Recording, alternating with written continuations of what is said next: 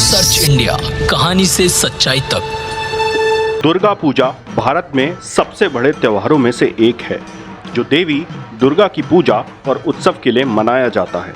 वैसे तो इस त्योहार को पूरे देश में बड़े उल्लास से मनाया जाता है, लेकिन बंगाल की बात ही कुछ और है।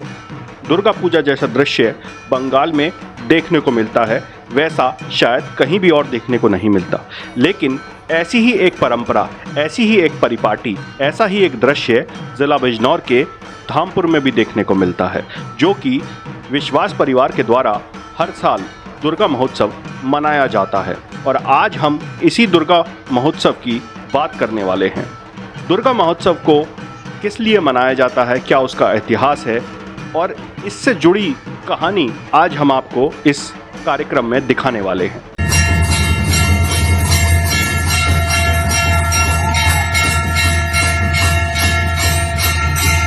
आप देख सकते हैं कि किस प्रकार से ये दुर्गा पंडाल, यहाँ पे दुर्गा जी की मूर्ति ये बनाई जाती है।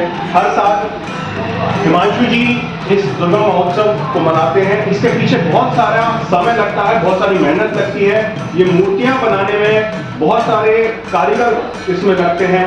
तो इस प्रकार से ये दुर्गा महोत्सव के पीछे किस प्रकार की मेहनत की जाती है, इस मेहनत से आप देख सकते हैं कि एक आयोजन के पीछे लोगों को कितना मेहनत करना पड़ता है और किसी का आयोजन के लिए क्या क्या भाव है, क्या क्या मेहनत है, वो इसको दर्शाता हूँ। आज मैं शारदीय नवरात्र के अवसर पर मैं उनसे इस पूजा का महत्व, पूजा किस उद्देश्य से की जाती है और किस तरीके से इसका जो इतिहास रहा है, वो आज हम हिमांशु जी से जानने की कोशिश करेंगे, क्योंकि वो इस कार्यक्रम को बहुत मेहनत से, बहुत लगन से और बहुत बड़े स्केल पर करते हैं। हिमांशु जी, बहुत बहुत स्वागत है आपका सर्च इंडिया न्यूज़ में।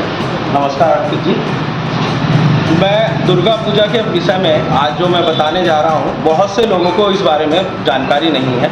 दुर्गा पूजा होती है बंगाल में, बहुत बड़े स्तर पर मनाया जाता है। क्योंकि विगत 6 वर्षों से हम लोग यहाँ धामपुर में दुर्गा पूजा का आयोजन कर रहे हैं। आज मैं इसको जो प्रारंभ करने का जो कारण है, मतलब दुर्गा पूजा क्यों होती है और यहाँ पर रामनवमी को कैसे जोड़ा जाता है, वो मैं आपको बताने जा रहा हूँ। सबसे पहले रामायण में हमने पढ़ा है कि राम जी का और रावण का युद्ध हुआ। तो पहले दिन जब रावण से युद्ध करने गए रामचंद्र जी, तो वहाँ उनकी जीत नहीं हुई। पर वो जब वापस आए युद्ध समाप्त होने के बाद, उदास बैठे थे, तो सुग्रीव, विभीषण, इन्होंने पूछा कि आप उदास कैसे बैठे हैं, क्या बात है।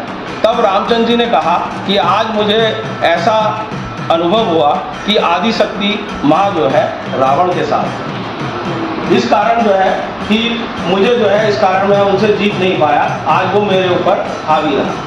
तब सुग्रीव ने और विभीषण ने उन्हें राय दी कि आप आदि शक्ति की उपासना कीजिए, नवरात्रे चल रहे हैं, आप आदि शक्ति की उपासना कीजिए। तब उन्होंने पंचमी के दिन सबसे पहले शाम के समय पर माता को बुलाया।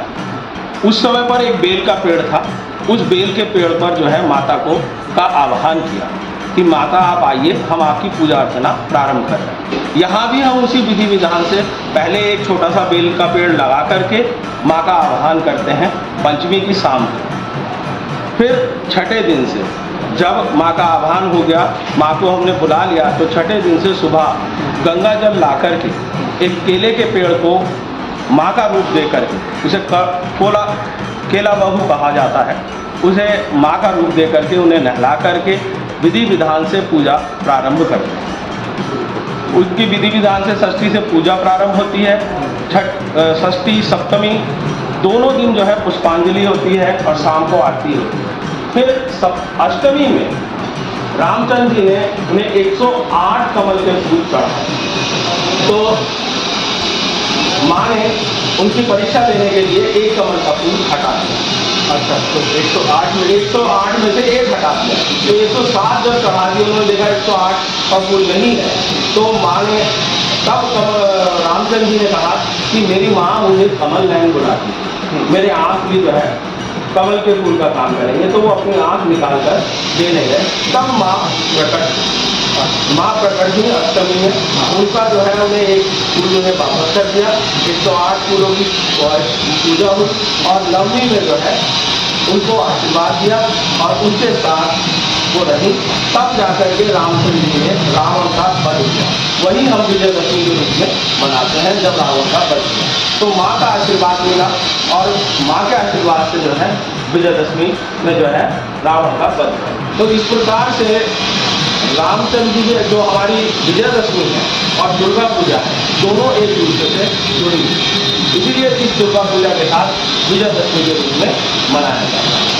बहुत अच्छी बात बताई हिमांशु जी आपने, क्योंकि इस पूजा के लिए लोग मनाने तो बहुत हैं, आपके साथ भी बहुत लोग यहाँ पे इस पूजा में शामिल होते हैं, लेकिन इस पूजा के पीछे महत्व क्या है, क्या इसका इतिहास है और किस लिए की जाती है, आज वो जानकारी आपने हमें दी है, उसके लिए हम बहुत बहुत आभारी हैं आपके और बहुत बहुत धन्यवाद। तो हमारे दर्शकों को भी आज पता चलेगा कि दुर्गा पूजा का क्या महत्व है, क्या उसके पीछे इतिहास है, किस लिए वो मनाई जाती है और किस तरीके से मनाई जाती है। इसके लिए आज हिमांशु जी ने हमें पूरी जानकारी दी और हमारे दर्शकों को भी ये जानकारी मिल पाई। बहुत बहुत धन्यवाद आपका। और शारदीय नवरात्रि की दुर्गा महोत्सव की आपको बहुत बहुत धन्यवाद।